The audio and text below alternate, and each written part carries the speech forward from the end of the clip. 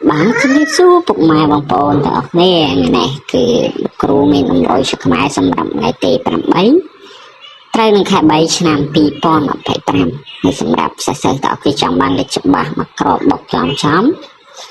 ពុកម៉ែបងប្អូនអាចធ្វើការចូលជាសមាជិករបស់លោកគ្រូបានទាំងអស់គ្នាណាគ្រាន់តែចុច Subscribe បើការក្តឹងឲ្យលោកគ្រូ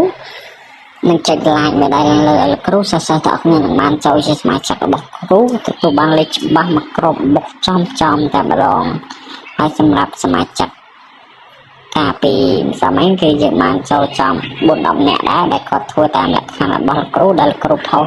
វីដេអូទៅសាមញ្ញគាត់មើលឃើញគាត់បានធ្វើតាមលក្ខខណ្ឌរបស់លោកគ្រូគ្រាន់តែគាត់ចុច Subscribe ហើយបើយ៉ាងក៏ដឹងនឹងចុច Like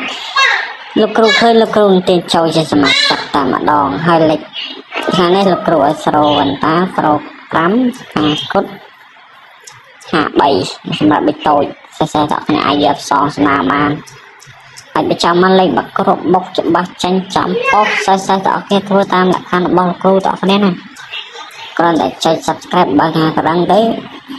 គ្រូមើលឃើញគ្រូទាញចូលជាសមាជិកទទួលបានលេខច្បាស់100%ពិតតែម្ដងដែលគ្រូបានការតិចមកពីគ្រូធំរបស់គ្រូហើយនេះដែរគឺជាតម្រុយខ្មែរសម្រាប់ថ្ងៃទី8ខែ3ឆ្នាំ2025ហើយសូមពុកម៉ែបងប្អូនដែលចង់បានលេខច្បាស់មកក្របបុកចំធ្វើតាមលក្ខខណ្ឌរបស់គ្រូទាំងអស់គ្នាណាហើយនេះដែរគឺជាលេខតម្រុយសម្រាប់ថ្ងៃនេះគឺយើងមានលេខតូចស្រោវន្តាស្រោ5 5គុត53លេខធំយើងមាន123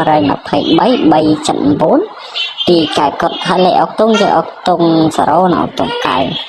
សូមអរគុណច្រើនសម្រាប់ការតាមដានវីដេអូរបស់ពុកម៉ែបងប្អូនទាំងអស់គ្នាសូមកុំភ្លេចធ្វើតាមលក្ខខណ្ឌរបស់លោកគ្រូដើម្បីទទួលបានលេខបុកច្បាស់មកក្របចំជារៀងរាល់ថ្ងៃ